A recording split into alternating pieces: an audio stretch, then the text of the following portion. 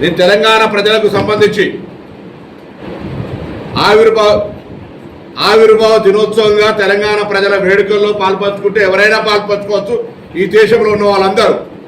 కానీ తెలంగాణ మీద విషం కక్కి తెలంగాణ చూపు పడితే కోనసీమ కొబ్బరి చెట్లు ఎండిపోతున్నాయని చెప్పి అంతకుముందు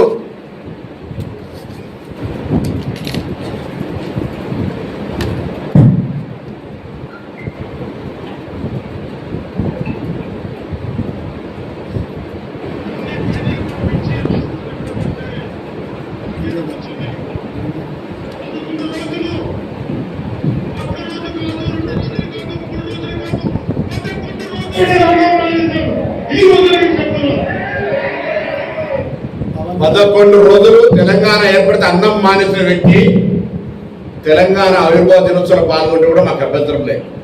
కానీ తెలంగాణ ఆవిర్భావం కాకుండా నవనిర్మాణం పేరు మీద సభ చేస్తూ ఉన్నాడు. రేపొద్దున తీవ్రంగా ఆక్షేపిస్తూ ఉన్నాం.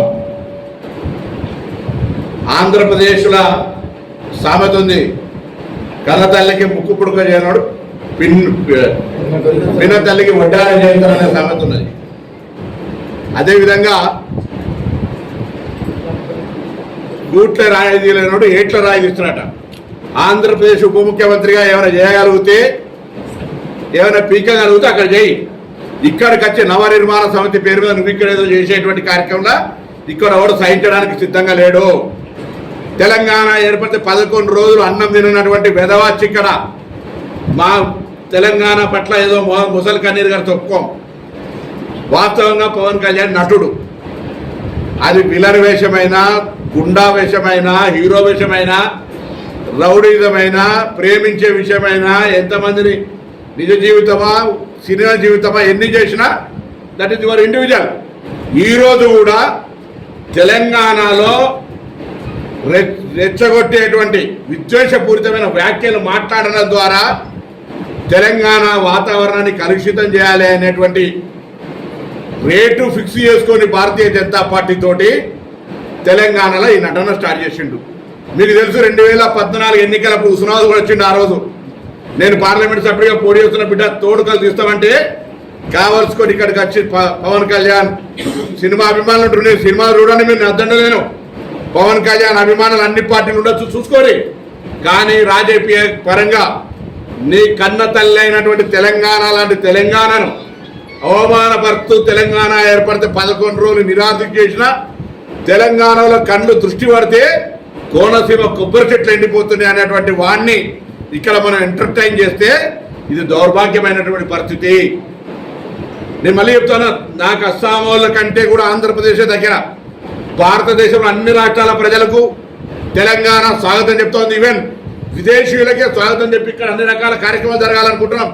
మేము ఆంధ్రప్రదేశ్కు నేను కూడా 100 సార్లు పోయినా సత్సంబంధాలు ఉండాలని కోరుకుంటున్నాం. కానీ ఈ విధంగా తెలంగాణ చూపు పడితే కోనసీమ కొబ్బరి చెట్లు ఎండిపోతున్నాయని ఇంకా తెలంగాణ రక్తం ఉన్న ఏ బిడ్డ సినిమాలు అభిమానించిన అటువంటి వాని పట్ల ఇక్కడ సభకు పోతే కూడా వాళ్ళ తల్లిదండ్రులకు ద్రోహం చేసినట్టే అని భావిస్తూ ఉన్నాను. నేను ఈరోజు క్షమాపణ చెప్పు, ప్రసంగంలో వీటికి జవాబు చెప్పు. 11 రోజులు తెలంగాణ ఏర్పడితే అన్నం తినలే అన్న ఈ వీడియోకు జవాబు చెప్పు.